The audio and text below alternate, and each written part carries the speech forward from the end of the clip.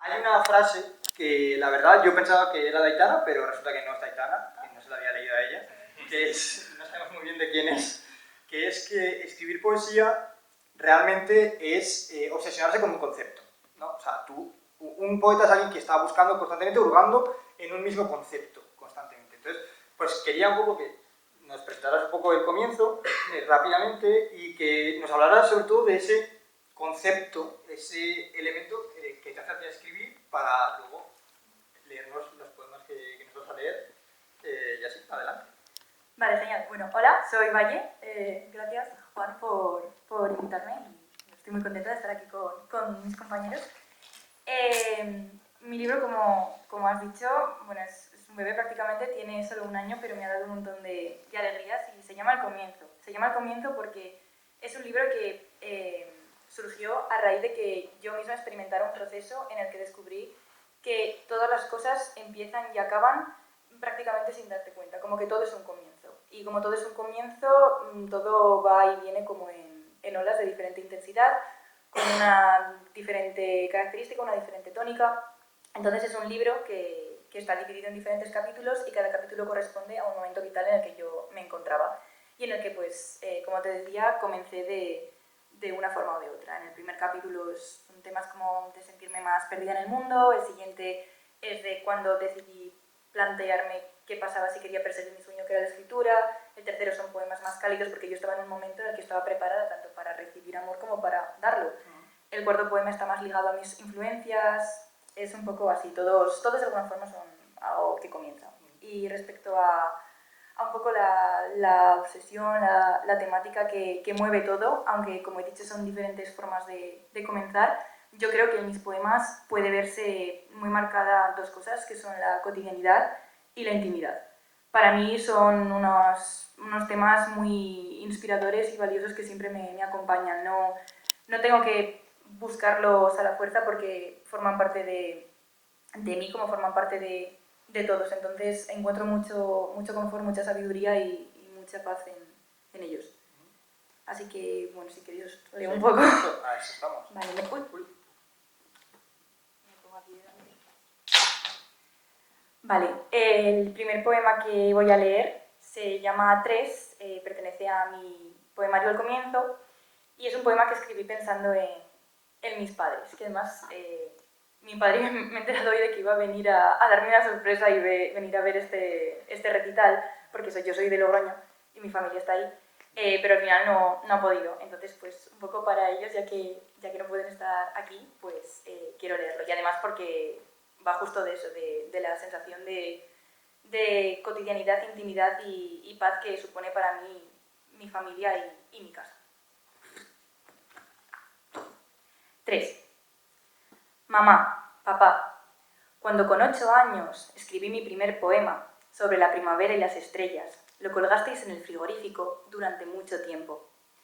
Mamá, papá, sabíais que elegiría este camino antes de que yo lo imaginara.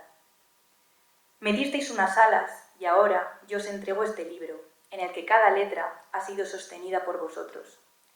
Quiero que me veáis convertirme en todo lo que me dijisteis que podía ser. Mamá, papá, ahora soy más alta, pero me falta tanto por entender.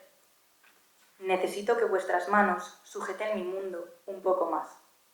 Mamá, papá, tenía 8 años y nunca dije nada, pero llegar a casa y ver mi poema me hizo desear que siempre tuvierais algo que querer colgar en el frigorífico. Gracias. Muchas gracias. El siguiente poema se llama Mi casa y creo que también evidencia mucho este sentimiento del que os hablo, que es tan importante para mí, de la cotidianidad y de la intimidad, porque creo que en la cotidianidad se esconden unos de los mayores sentimientos y emociones que tendemos a pasar por alto porque forman parte de nuestro día a día, pero justo por eso son piezas claves. Entonces, bueno, en este poema, a través de una serie de metáforas y simbolismos con lo que es una casa, pues hablo de lo que una persona muy querida e importante para mí puede llegar a suponer. Mi casa. Si fueras el salón, me esforzaría en cumplir todas mis metas para que siempre quisieras celebrarme en una fiesta sin invitados. Si fueras la cocina, yo sería el comedor y tiraría tus paredes para que te abrieras a mí cuando crees que no puedo digerir la crudeza de tu pasado. Si fueras el dormitorio, me quedaría despierta para no malgastar un segundo soñando. Cuando no te conocía, ya perdí demasiado tiempo. Si fueras el baño, no existiría el miedo a un número, porque en el espejo me mostrarías ese yo al que tanto quieres y que nunca reconozco. Si fueras el sótano, yo sería tu fantasma, y con la eternidad por delante, solo me quedaría lamentar los poemas que maté y no vivieron para contártelo. Gracias.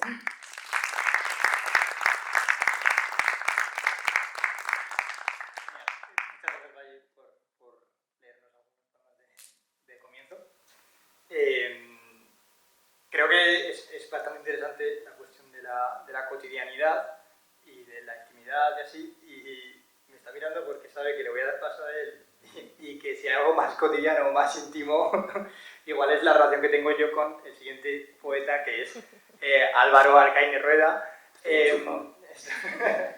Álvaro y yo nos conocimos prácticamente el primer día de clase de Filología Hispánica, y desde entonces, bueno, hemos compartido muchísimos poemas y hemos compartido sobre todo algo que es muy importante, que es la fiebre por escribir, que creo que todo el mundo tiene, esa fiebre, todos los que escribimos, de cuando eres un poco más joven, porque somos radiantemente jóvenes, hay que decirlo. Y bueno, Álvaro es filólogo, ha participado en el Festival de Britania de Barbastro como introductor, ha leído algunos poemas también, ha publicado en la revista Casa País un poema, La éxtasis del sueño, y tiene un estilo, me interesa porque tiene un estilo bastante más distinto de Valle, ¿no? Entonces, Álvaro, me gustaría un poco que nos hablaras de... Me voy a sentar, no sé por qué me he levantado, pero... Está muy bien que te levantes. Sí, sí, está muy bien, a mí me ha gustado. Me siento un poco como en casa. Sí, entonces... sí, levántate. Quería un poco que nos hablaras tú, porque sé de lo que estoy hablando, de cuál es ese concepto que te obsesiona, esa obsesión que conmigo ya lo has compartido, pero me gustaría que la compartieras porque verdaderamente es algo bastante extraño. ¿Y cuál es esa obsesión que te lleva a escribir, que te hace querer buscar con cosas y luego pues leernos algunos poemas sobre ello? Bueno, muchas gracias, Juan, por esa presentación y muchas gracias a todos por venir. Y pues sí, mi obsesión viene un poco a negar un poco brutalmente esto de la itinerancia, porque mi obsesión última está siendo escribir toda una serie de poemas desde mi ventana, y es la única norma que tengo, que solo puedo escribir desde mi ventana. Y a pesar del riesgo que pueda suponer decir dónde vivo, yo es que vivo en la plaza Huérfano Amadeus Mozart de Zaragoza, que como sabéis está en una rotonda. Y entonces todos los poemas versan un poco acerca de esa sensación de estar condenado, por así decirlo, a que cada vez que te levantes tengas que ver una rotonda con todas las implicaciones poéticas que puede tener eso. Entonces, pues sí, como tú dices, es mi última obsesión, que también soy una persona bastante obsesiva, también he de decirlo, y que voy cambiando muchísimo de registro y me apetece hacer muchas cosas también y cambiar un poco de tema, porque si no, precisamente por mi obsesión tan absurda, acabo al final cansándome y no me apetece cansarme. Pero bueno, esta es mi última obsesión y entonces ahora os quería leer algunos de los poemas que... Sí, que componen un poco el poemario, que por cierto no lo he dicho, pero se llama Todos los días veo una rotonda y pienso. Y el poema que os voy a recitar versa un poco sobre esa sensación, esa soledad del individuo frente a una ventana, a esa soledad a la que tengo que estar obligatoriamente condenado para no, por la norma que os he dicho antes, de estar encerrado en mi habitación. El poema que os voy a leer se llama Cavilaciones del adjetivo y tiene una cita de Vicente Huidobro, que es muy famosa, que dice que el adjetivo, cuando no da vida, mata. Y el poema dice así: Cuando mi cigarro se desnutre en jirones de pavesa, cuando su tórax adelgaza llameante, cuando espero ser alcanzado por el vaho de luz que fulge con envidia, cuando de vicios ordeño las horas contemplativas de odio. Somos uno, doblemente, yo y el adjetivo, como una suprema cavilación del instante. Sospecho que nadie vendrá, que nadie entrará en mi cuarto para desearme los buenos días, para escupirme siquiera. Nadie, no. Nadie vendrá a celebrar mis hombros llenos de altura, ni a convidarme al diminutivo cariñoso. Nadie vendrá a comprobar que existo, si acaso he muerto, si vivo apenas. Nadie me cavilará en mi suspenso. Adiós, adiós, adiós. Enflaquezco como mi cigarro, como mi alma eterna, nostálgica de nombres y mayúsculas. Y es como si esta, mi mórbida soledad, se me abalanzase y perturbase mis sábanas, mis calzones y hasta mi tibio subjuntivo. Doblemente, doblemente enfermo de piedad. Se acabaron las tardes de meriendas pulposas, se acabó la gratitud, el anís que percute, se acabó el escalofrío, el incógnito, el regazo. Enviudé de adioses y de ombligo, triste, huérfano, solo, en fin, el adjetivo.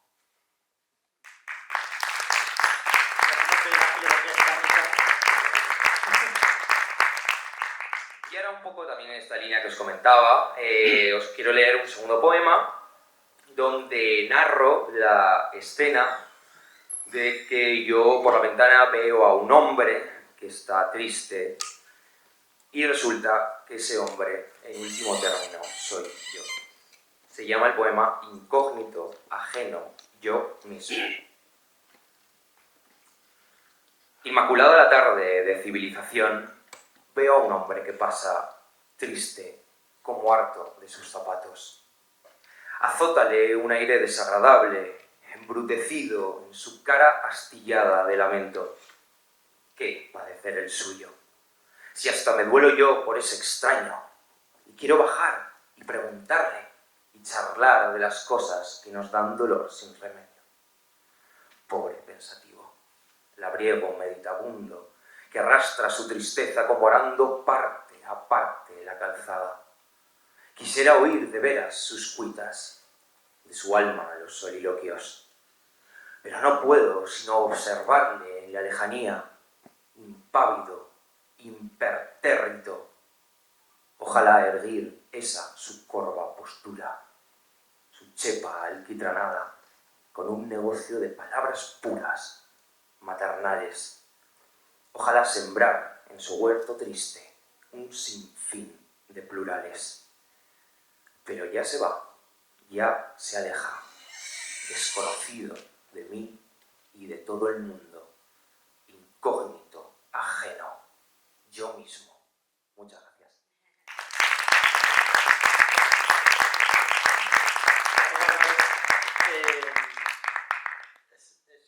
Bueno, es que yo primero no podría hablar por pura cercanía, porque está mal alabar muchísimo a los amigos, ¿no?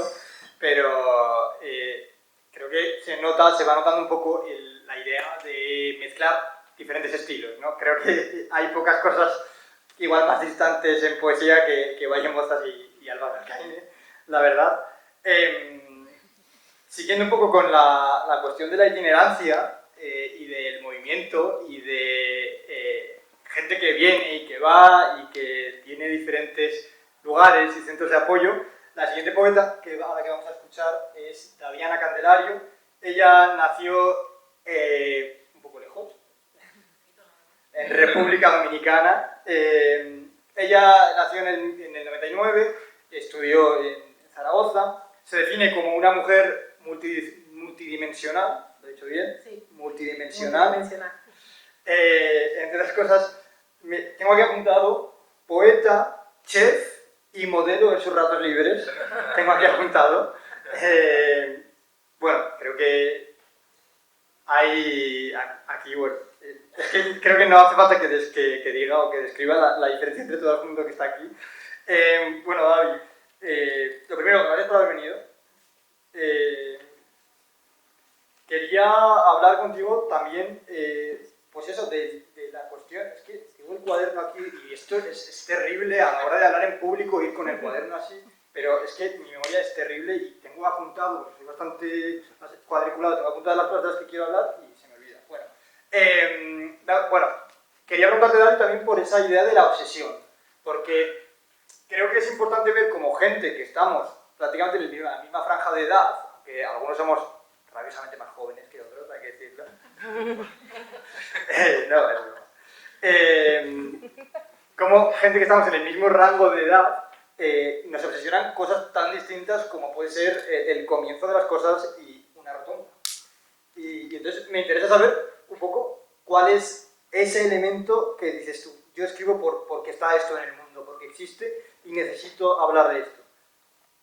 Hola, yo soy Davi, Daviagna Davi. Gracias por invitarme aquí. Gracias, Juan, por pensar en mí. A mí, claro, como tú bien has dicho, yo vengo de República Dominicana y aunque ya llevo 10 años aquí, escribo desde muy pequeña y a mí me obsesiona precisamente el proceso de migración, lo que es el duelo migratorio, lo que es el dejar a tu familia allí para venir acá, adaptarte a un nuevo sistema, adaptarte a una nueva cultura y todo lo que eso implica, todo lo que se deja y todo lo que uno añade a sí mismo, los accesorios, como no dejas de ser de allí, pero tampoco eres de aquí. Y eso es una constante en mi vida y claro, como mujer migrante es como una lista más en la lista de cosas. Y a mí siempre me ha obsesionado pues, la migración, las historias familiares, que yo no vivo pero que escucho porque mi familia es una familia que mantiene mucho la tradición oral. Entonces para mí todo eso siempre ha sido un goteo. Y creo que muchas veces cuando yo escribo no solo estoy escribiendo desde mi voz, sino de la voz de todo lo que yo he escuchado. Y ahí vienen pues, los poemas que voy a recitar aquí, los dos poemas que os voy a leer. Me obsesiona mucho el tema de la misoginia y de la violencia machista contra las mujeres, evidentemente, en Latinoamérica, pero sobre todo en el Caribe, porque es de donde yo soy y yo hablo de lo que conozco. Entonces ha sido un tema que siempre he querido denunciar porque también creo que el arte por el arte está muy bien, pero el arte para documentar el proceso histórico y político que se están viviendo por los derechos de las mujeres, para mí es muy importante. Entonces este poema va sobre eso, se llama La bendición y cuando yo lo hice estaba pensando mucho en una obra de teatro, en lo que se acepta que se diga y en lo que no. Entonces está dividido en dos partes. Escena 1. Silencio, por favor.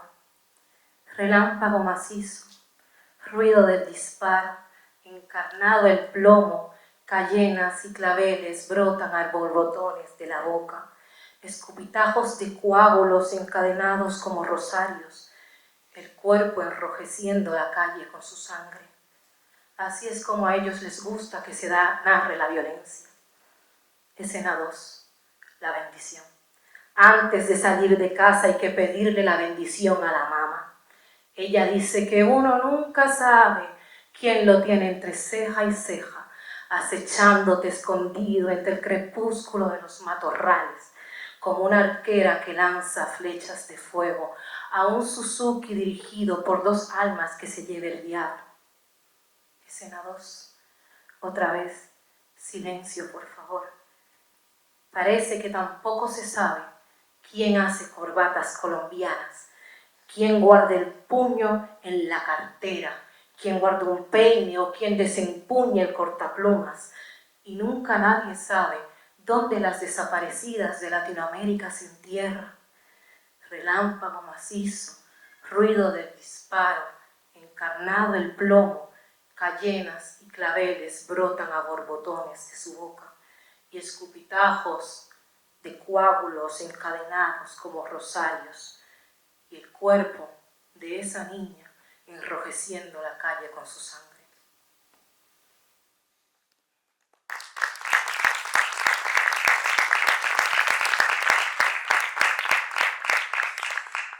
Y siguiendo con esa obsesión, también me interesa mucho el mundo mágico religioso que tenemos en Dominicana, porque allí, como en otras partes de Latinoamérica, no se puede separar la fantasía de la realidad, lo que te cuentan de lo que ha pasado. Y me gusta mucho la cultura clásica. y cómo la cultura clásica sirve para evadir y para tapar cosas que son muy violentas, pero que el mundo del arte nos lo ha vendido como algo bello. Este poema es inspirado en el mito de Dafne y en una niña a la que violaron en Dominicana y la mataron básicamente. Y en todos los periódicos salió la noticia de que una niña de 13 años había seducido a un señor de 30 y tantos y que todo fue por amor, un crimen pasional. Y el poema comienza así, el poema se llama El amor para mí es la causa de la persecución. Hierático, todavía, espejea colmillos plenamente satisfechos. Tranquilo, a pesar del relinchar roto que tronche el hogar. Los molares espejean el dolor de la temida noche. Mañana pedirán pan suave con leche tibia, pero algún día la mandíbula, aún destrozada, desgastada e incluso agonizante, proclamará: hay un país en el mundo donde las niñas nunca serán niñas. Sus vientres inéreos son un recuerdo repugnante de la infancia que debió ser, pero no fue. Hay un país en el mundo donde los cuerpos enlutados de las niñas solo sirven para parir madres. Hay un país en el mundo sencillamente triste y opresor. Un país que liba la teta de las niñas que solo paren madres. Hay un país en el mundo que es la cuna de abuelos violadores, y no solamente estoy hablando del Caribe antillano. Hay un país en el mundo donde Dafne no se transforma en laurel. Ninfa, hija del Peneo, detente, te lo ruego, y muere, supuestamente por amor, desangrada en un vertedero.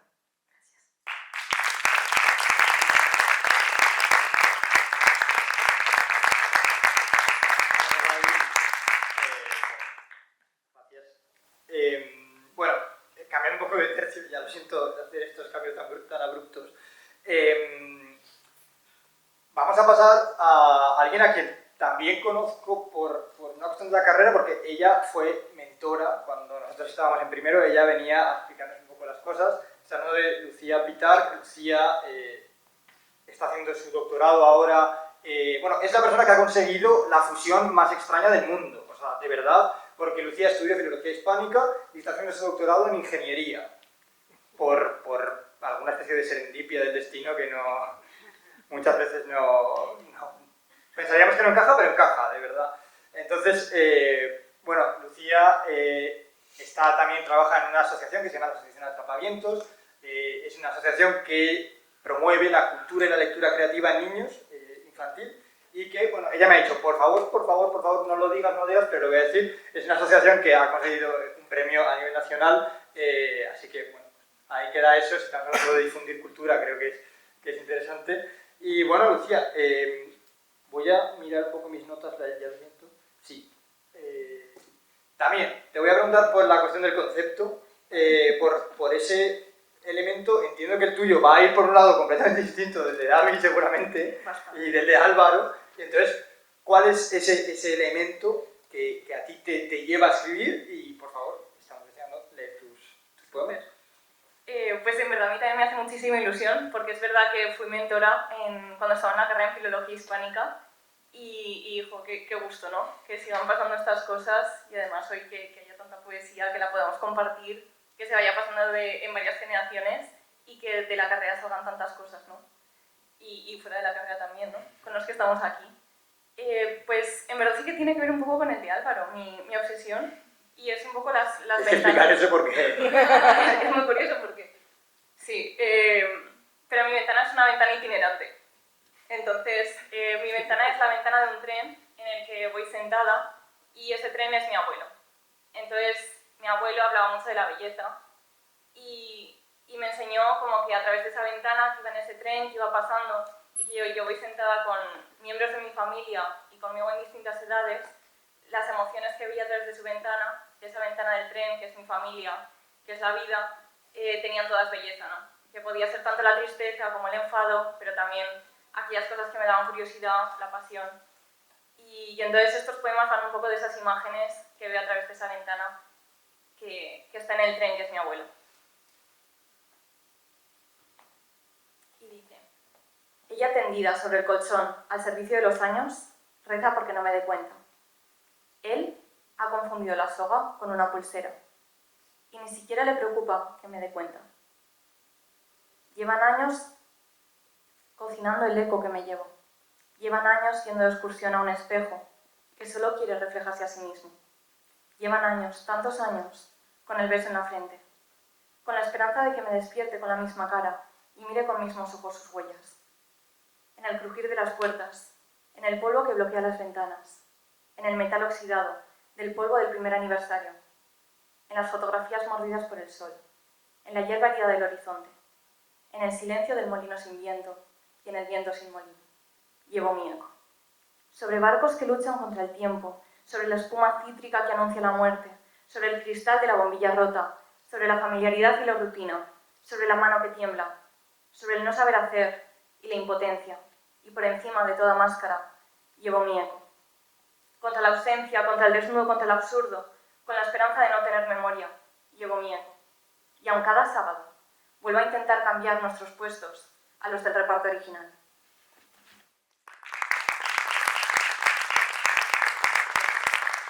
El otro más cortito, también de muchas imágenes, se llama Alquiler de días. Y dice: los días se juntan en racimos mientras diseñan un cartel de se alquila. Los columpios se ponen corbata y los toboganes solo conservan sus escaleras. Sopla viento de carnaval por el oeste olor a pescado. El limpiabotas vende sardinas enlatadas a los tiburones cansados de cazar. Desde el norte viene un hombre vestido de cuento.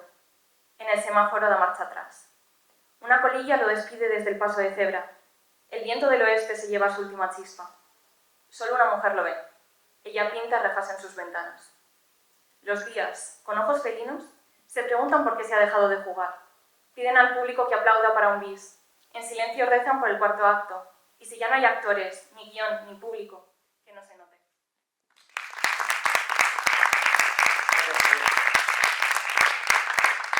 Bueno, y para terminar esta primera ronda haremos una segunda en la que cada uno leerá un poema. Para terminar esta primera ronda quiero presentar a Aitana Monzón. Aitana, que nació en Tudela en el 2000.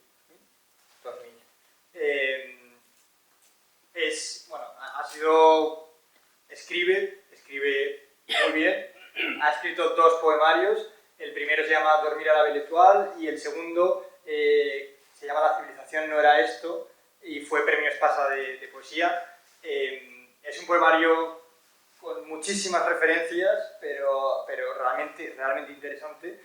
Y quería preguntarte, precisamente al hilo de esa idea de la cantidad de referencias que manejas por tus influencias, ¿quién, cómo, por qué te inspira o a qué personas sigues cuando escribes? ¿Cuál es la poética que dices, esto me hace escribir? ¿Sí?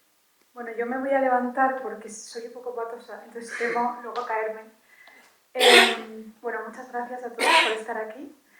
Es verdad que, como dices, La civilización ahora esto es un libro muy barroco, que yo creo que algo que a todos nos une, porque somos jóvenes, es ese barroquismo de muchas referencias, ¿no? De querer casi como asirnos a un concepto, a una obsesión, a una frase, a un verso del que tirar para pensar que pertenecemos a un mundo, ¿no? que nos llama.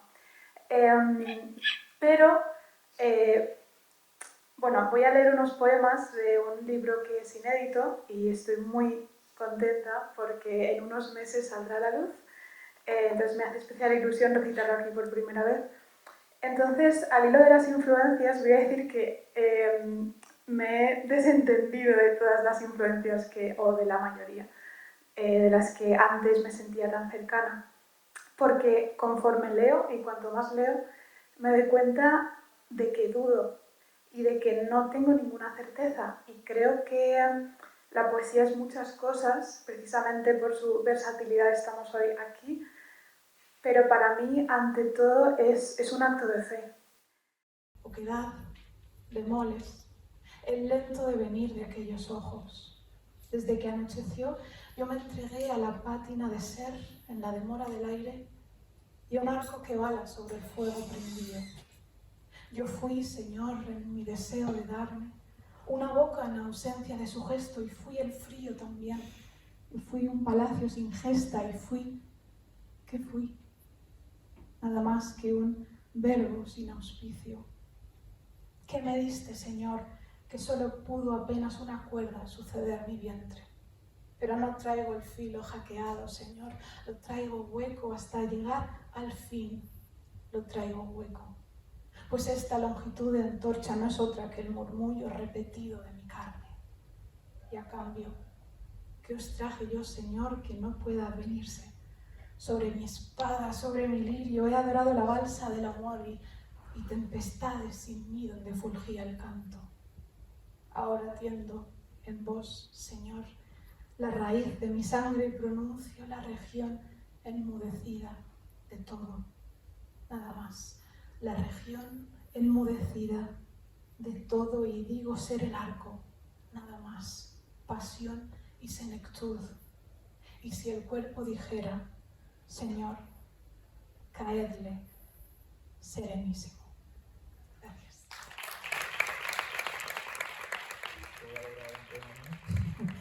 En medio, porque quiero, al hilo de las influencias, que precisamente me viene bastante al hilo, y vas a sacar esto para esconder que estoy en el móvil, pero es un poco tontería porque realmente pues, todos.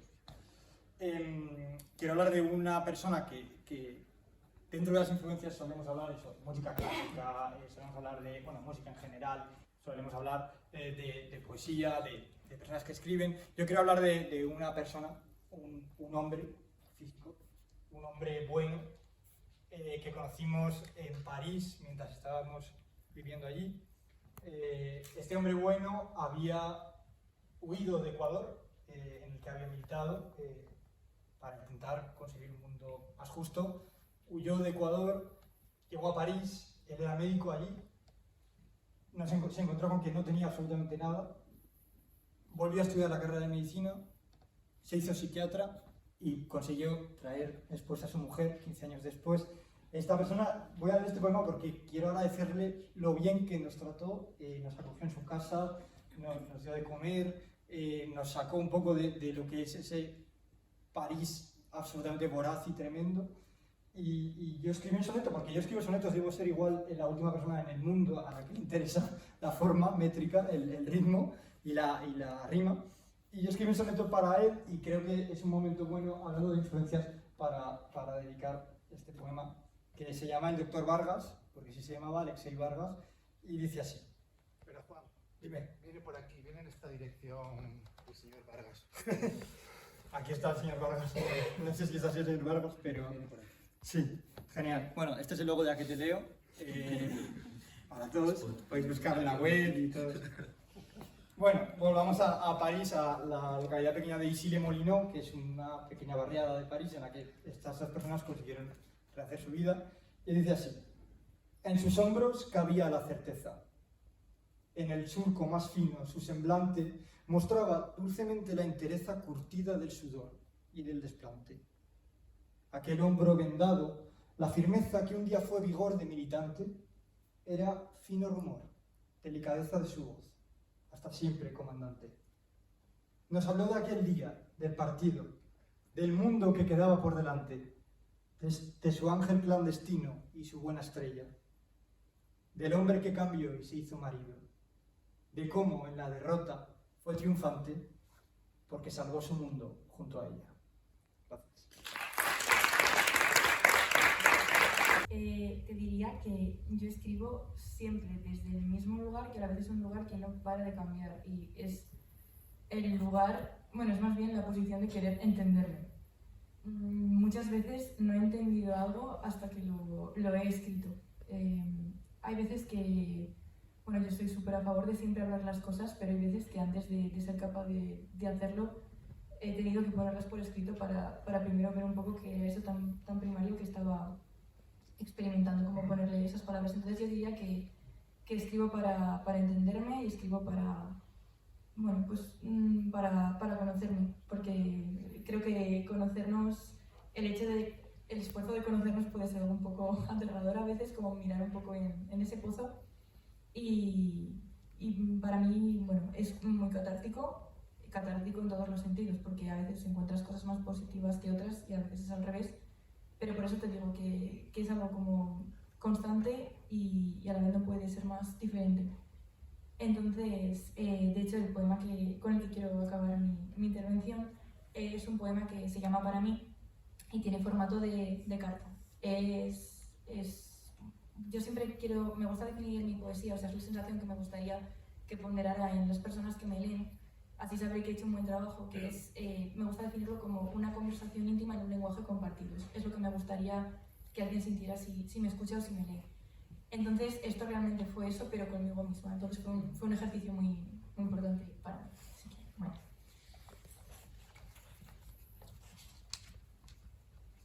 Para mí.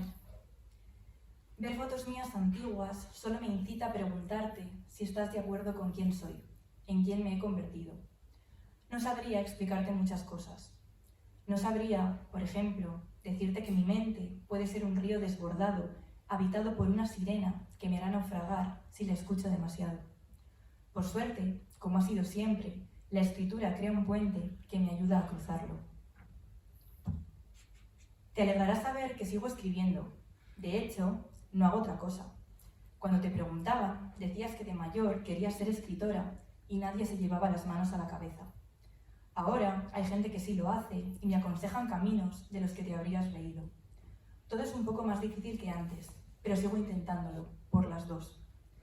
Me han dicho que siempre huyo hacia adelante y empiezo a cansarme de esta carrera en la que llevo años compitiendo contra mí misma. Sé que tú no habrías visto ninguno de los defectos que tantas veces me señalo y habrías vivido con la ilusión de quien no da por sentado ningún mañana. Tú habrías entendido perfectamente la diferencia entre no hacer nada y no saber qué hacer. Sé que te habrías concedido tus tiempos y celebrado tus éxitos cuando, tantas veces, la meta estaba en partir. Te alegrará saber que conservo a muchos de los de siempre y que sus versiones pasadas siguen jugando con las mías en las nuevas vidas que descubrimos juntos. No se lo digas a nadie, pero en este momento todos estamos improvisando. Antes, tú eras menos consciente de cómo avanzaba el tiempo y vivías absorta en la intensidad de cada día. No te parabas a pensar en todas aquellas veces en las que saliste de casa y sin saberlo hiciste algo que nunca más volvió a repetirse. Ahora, en este delirio de planes, horarios y deberes, atesoro y cuido a todo lo que no quiero recordar como una última vez. Sé que llegaste a pensar que lo sabías y entendías todo. Déjame decirte que no, que sigo aprendiendo y creciendo, que ningún cambio nace de la comodidad. He empezado a abandonar aquellos lugares de los que he salido herida. He perdido mucho, pero creo que se podría considerar una victoria si allí también se ha quedado la versión de mí misma que lo permitió. Papá y mamá están bien, me enseñaron a andar y lo siguen haciendo. El resto de la familia, todo en orden. Los abuelos han olvidado parte de las cosas que te vieron hacer a ti, pero yo se las sigo recordando. No sé cuándo volveremos a hablar, no sé quién seré cuando lo hagamos. Solo puedo pedirte que confíes en mí mientras perfilo mis versos con la inexactitud de una vida que quiere ser vivida. Gracias. Quiero que me expliques un poco de qué va esto de escribir de una rotonda. ¿Por qué una rotonda? Sí, bueno, pues como dices, en mi caso mi lugar de escritura es bastante objetivo y material, que es desde mi habitación, y un poco contradiciendo un poco lo que tú decías que era el mismo lugar pero cambiante. El mío es el mismo lugar, siempre, absolutamente siempre. Es asquerosamente aburrido muchas veces, pero sí, ese lugar también, aunque yo haga un poco de parodia sobre esto, me parece que es verdaderamente inspirador, porque es un poco, esto va en la línea de que yo cuando escribo, o sea, no soy de estos poetas que suelen escribir en el tren, y porque queda muy bien decir que escribes en el tren, pero no en tu habitación mugrosa después de llevarse sin recoger 4 días seguidos. Pero bueno, yo encuentro algo de poesía ahí y me parece como realmente poético y que tiene una fuerza poética. Las rotondas, aunque parezca una idiotez, sea casi como símbolo de eterna vuelta, con toda la terca circularidad a la que estamos sometidos muchas veces, pero también las reflexiones que pueden sustraerse de ese movimiento constante donde cuando están pasando un trillón de coches a mí solo me parece el mismo. Y yo ahora os voy a leer, no sabía lo que leer sinceramente para ahora, y entonces he decidido que el poema que os voy a leer hace un poco de cuña publicitaria porque tiene el nombre de un bar que veo desde mi ventana que se llama El Cortijo Charro. No sé si habéis ido, yo tampoco, pero la verdad es que tiene buena pinta. ¿Alguien ha ido?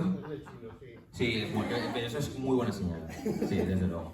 Entonces yo quiero leeros este poema que es sobre una escena que yo vi desde la ventana y se llama El Cortijo Charro, es un poco socarrón o como lo queramos llamar.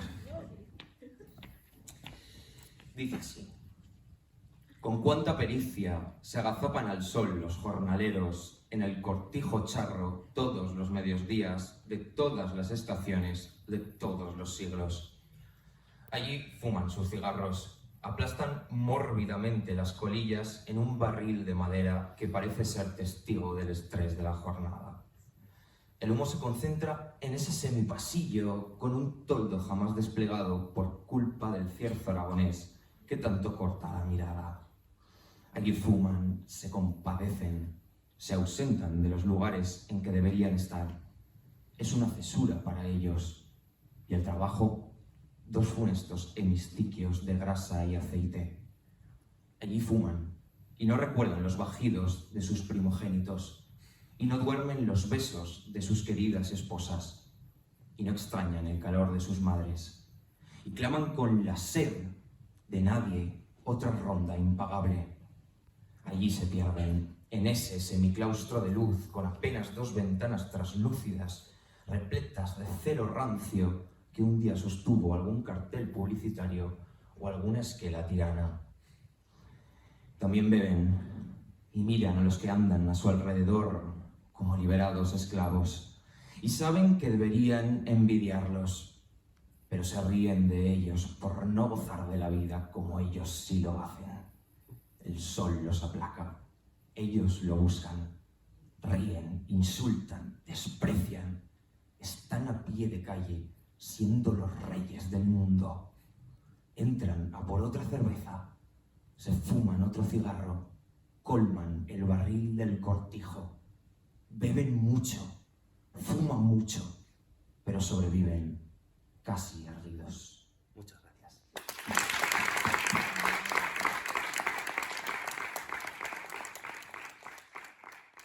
Puede sublimar un bar que hay en una rotonda en ese poema. Al que nunca ha sido, además, sí que es ficción. Si alguna vez vas, pide un plato pequeño de queso y jamón. Anotado. Oye, me lo anoto. Antes valía €1. €1, seguro que ahora vale 1,30. Esto de la inflación. Bueno, vamos a pasar a David también para que nos hable un poco sobre ese lugar, ¿no? Ya que estamos en un ajetreo itinerante, vamos a hablar del lugar. ¿Qué lugar elige David Ana Candelario para escribir? Pues yo tengo un problemita y es que yo no sé escribir si no estoy enojada. O sea, es un pequeño problemita. Y te enfadas mucho, ¿no? No, de hecho no, de hecho ese es el problema, que no me enfado y yo se lo digo, ok, está todo bien y pongo cara de loca y me olvido. Y luego voy a escribir y es como el diario este que tienen en Chicas Malas, la película de Lindsay Lohan, que es el diario que hay que quemar. Pues es parecido. Y siempre, o sea, estos últimos años he escrito mucho desde ese desarraigo, desde la nostalgia y desde la rabia. He sentido mucha rabia, de decir, no entiendo, no entiendo las leyes, no entiendo en general qué pasa. Y creo que es algo muy típico también de nuestra edad, ¿no? Sí. Pero yo, por ejemplo, que siempre he tenido como que una fijación por la política y por las leyes, hay cosas que no entiendo. Y digo, ¿cómo están dejando morir gente en el Tarajal? ¿Cómo las matan? ¿Cómo pasa todo esto? Y a todo el mundo mi obsesión y también parto de ese lugar, ¿no? Y como había dicho antes, soy hija de la migración, ¿no? Porque no solo mis padres han migrado, toda mi familia es migrante. Y al escribir desde ese desarraigo, un día me encontré a una persona que se crió en el mismo campo que mi padre en República Dominicana. Y esto es muy importante porque es el poema que voy a leer ahora. Y la cuestión es de que ese señor me vio de pequeña y un día me encontró por aquí caminando y me dijo, oye, ¿tú eres hija de David Peña? Y yo me quedé así, y le dije, sí, ¿por? Me dice, es que eres idéntica a él. Y claro, que una persona que me conoció de pequeña, ya, en la quinta pata, me reconociera aquí, para mí fue muy significante en todos los sentidos. Y escribí un poema sobre cómo se nos identifica o cómo se nos racializa, se nos hace un perfil a las personas que venimos de fuera, ¿no? Todo esto siempre mezclándolo con las cosas que a mí me afectan. Y este poema se lo dedico a mi padre. Siempre me gusta leerlo porque mi padre es un berraco, como se diría en ciertas partes de Latinoamérica, y yo estoy muy orgullosa de él y creo que muchas veces es importante decir este tipo de cosas así en voz alta. Se llama El rostro de mi padre. Veo a mi papá y su cara año 1600 se me hace familiar. Su rostro valiente quilombo lo he visto paseando libremente por delicias y al mismo tiempo huyendo por las ramblas con la vida en la manta. El rostro de mi padre lo he visto en los huaricanos, en las favelas, en el Bronx, en Guayaquil, en Quibdó, Chocó y últimamente hasta en un semisótano encerrado. He visto su rostro en el río Bravo.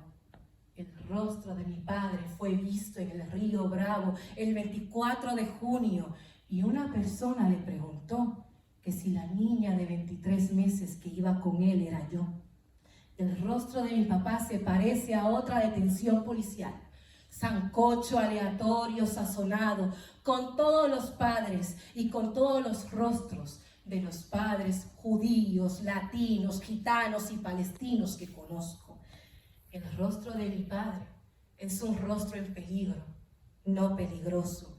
Si él fuera Asis, la ley de extranjería sería su polifemo y no habría tanta agua en el leteo para borrar de mi memoria 500 años de hostigamiento. Y sin embargo, papá es Enriquillo, es Lemba, es Macandal contra Mazo. ¿Me oyen bien? El rostro de papá es Macandal contra Mazo. Papá es el hambre que azota y el frío que muchas noches, por culpa de la inmigración, me abraza. Gracias. Pasamos a Lucía también para que nos hable un poco, porque nos hemos quedado en esa idea de la combinación entre la literatura, la filología y la ingeniería. Y algunos estaremos, como me pasó a mí la primera vez que lo oí, bastante asombrados de cómo funciona eso. Entonces, quiero un poco que me hables de tus influencias, de si eso te influye, cómo afecta eso a la manera de escribir o cuáles son tus intereses, porque claro, es una parte de ti y es una conexión extraña, diría. Entonces, bueno. Gracias. Pues eso viene de que yo no tengo buena memoria, entonces yo veía que en lingüística están pasando muchas cosas, cada uno hablamos de una manera muy distinta, tenemos unos imaginarios muy distintos, pero al no tener esa memoria yo veía a mis profesores de latín, sobre todo, ¿no?, que tenían una capacidad de recitarte Plautó entero sin mirar el texto y esa capacidad de narrar y renarrar textos que yo soy incapaz de relacionarlos, ¿no? Y la informática ahí me dio unas herramientas para encontrar el patrón, para tejer esos patrones que lo van uniendo todo, sin necesidad de tener esa capacidad, ¿no? Y ahí es donde surgió todo. Y entonces empecé con la metáfora en el doctorado a ver de qué formas esas imágenes que tenemos, cada uno las vamos tejiendo y se van quedando con nosotros, y qué patrones hay de cómo hablamos para tejer esos imaginarios que nos crean las metáforas. Y aquí pues sigo un poco con esa imagen del tren, y mis influencias pues han sido un poco las mujeres que había en mi vida, ¿no? Y decía esta palabra de tejer porque el otro día me comentaba mi madre la reflexión que tenía Irene Vallejo de que estaba, ¿no?, que las mujeres sean las primeras oradoras porque está todo ese vocabulario del textil y el texto, ¿no? Y entonces tenía un poema de Marta Navarro, que es una poeta también de aquí que me gusta mucho, leo un par de versos, creo. Igual no. Sí, que dice, entre las posturas de los días se puede escuchar la voz de las cosas pequeñas. Y esta sería un poco por donde voy a tirar por ese textil. Y bueno, dice, antes de la siguiente parada. A través del ojal del tiempo, me veo sentada en mi propio regazo, una mano del ayer sobre mi mejilla, la otra calienta unos dedos mucho más pequeños, llenos de tinta y uñas mordidas. Te escribí porque sabía que me leerías. Gracias. Y pasamos a Aitana.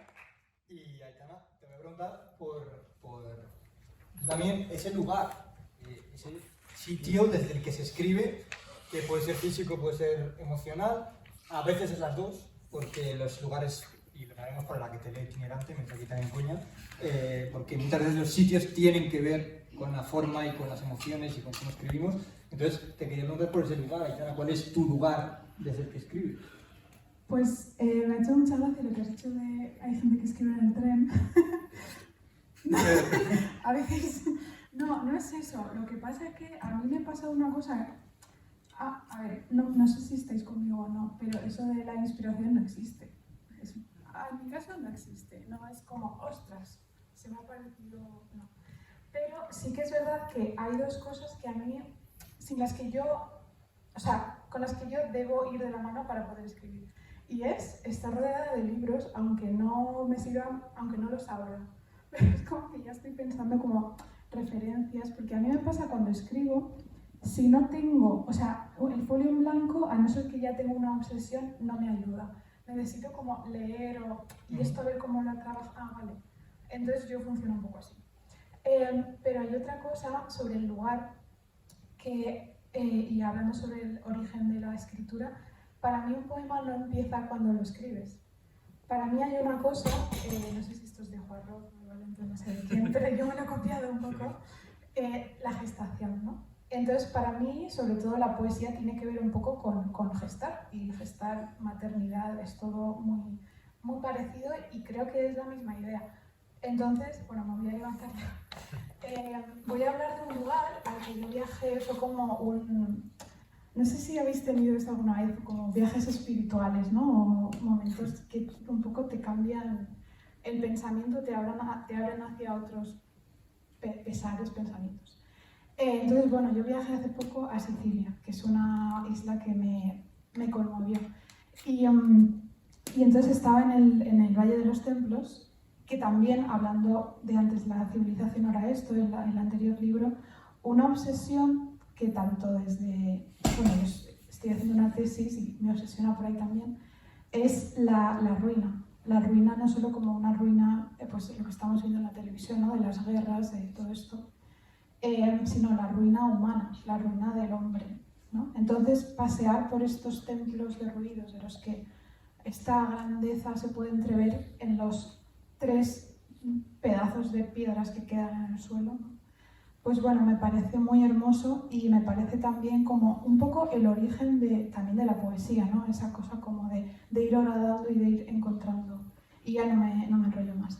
Entonces, cuando fui a este Valle de los Templos, no sé si os pasa, para mí digo que es una gestación porque tú sabes que tienes dentro algo y cuando los acabas de escribir dices, he parido. A mí me pasa. Entonces, bueno, yo escribí, cuando volví de Sicilia, Oda a Agrigento ante el hueco del olivo. Entonces tenemos que imaginarnos, ¿vale? Cerramos los ojos, el templo de Castor y Pollux, del que originalmente pues, había unas 36 columnas y ahora quedan 3, o la mitad de 3 columnas. No puede ser que acabe aquí el deslumbramiento. 3 pilares hendidos. 3 palabras precisas que no alcanzo a saber. Me permito ahora, que no me escucha nadie, doler como se duele en lo solo del limo. El verdor de mis brazos, cómo acude la piel a herirse con la roca, cesar en el intento de llenar los ojos de hermosura. Pienso, no pienso, pensar es existir. El borde de la rama saliéndose hacia el mar, pero mi voz no es un mar, ni un borde, ni un olivo, todo eso importa a la belleza. Yo no sé. No puedo no decir cómo abrasa el dolor con el lance del mundo. Mirar así las aguas tan lejos, obstinada en lo blanco como en Melville, obstinada en mis dedos colmados de hermosura. ¿Esto fue? ¿Acaso pudo ser aquí un cuerpo entre los pólenes vencido? Nada busco. Yo no sé si busco ni qué. Tan solo 3 palabras que llevarme a la boca. Palpar en estos brazos, en su piedra, el surco solícito del tiempo, y es verdad. Y da goce decirlo. Es ahora la luz. Es ahora la luz. Salve, salve, salve. Gracias. Sobre la itinerancia, el moverse. Todos nos hemos movido y hemos tenido que cambiar seguramente en algún momento de nuestra vida de lugar.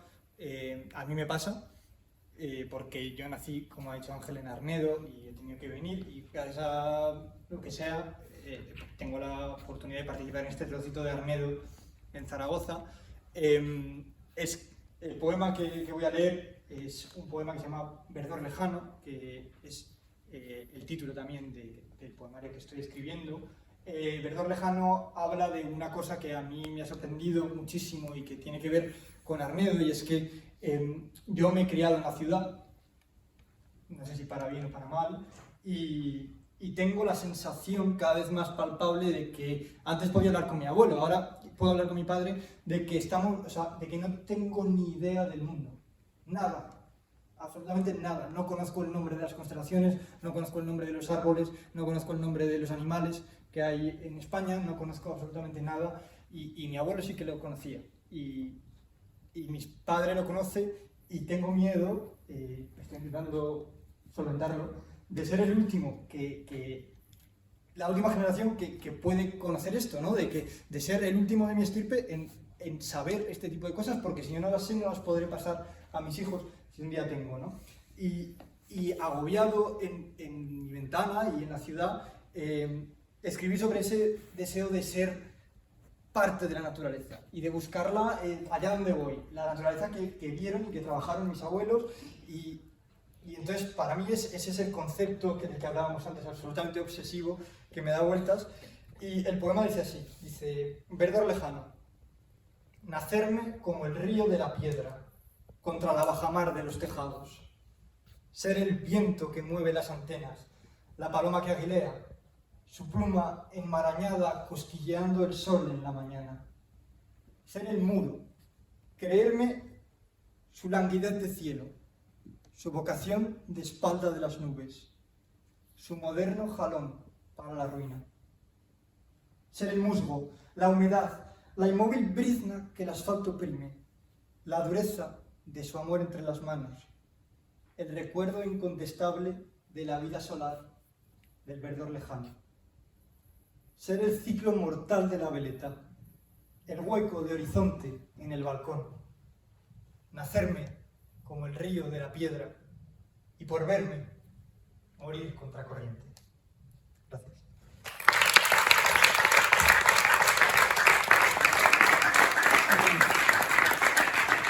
Y quiero terminar como colofón un poco de este recital, pegándome un palo, porque ya he leído un poema mío y entonces me parece que es de recibo pegarme un palito.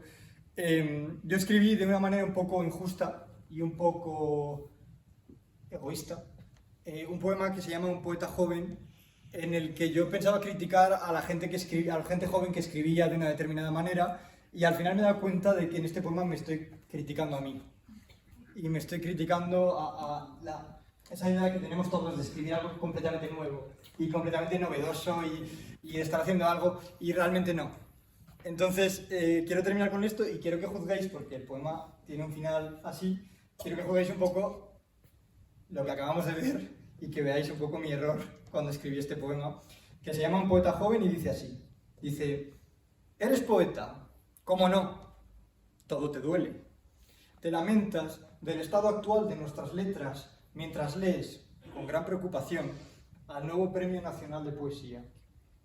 Y piensas luego en el amor y en su posible símil con los trenes y con el humo juguetón de los cigarros y con la pérdida del niño que un día fuiste, pero ya no.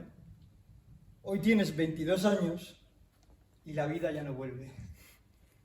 En la tertulia hablas efusivamente del Albatros, citas a Pessoa sin haberlo leído y departes con quien sea sobre el daño de la obra de Darío o del ímpetu del yo en la poesía posmoderna, o celebras el esperado fin de la infame poesía social.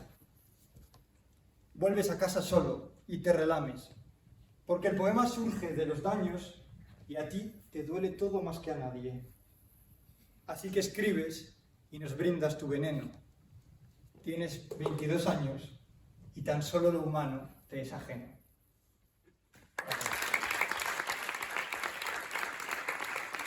Quiero que penséis un poco sobre cómo, bueno, sobre si lo humano nos es ajeno. Yo creo que ha quedado bastante claro que no. Y bueno, pues así quería terminar. Muchas gracias a todos por haber estado aquí y espero que por lo menos lo hayáis pasado bien, hayáis pasado un buen rato de poesía. Gracias.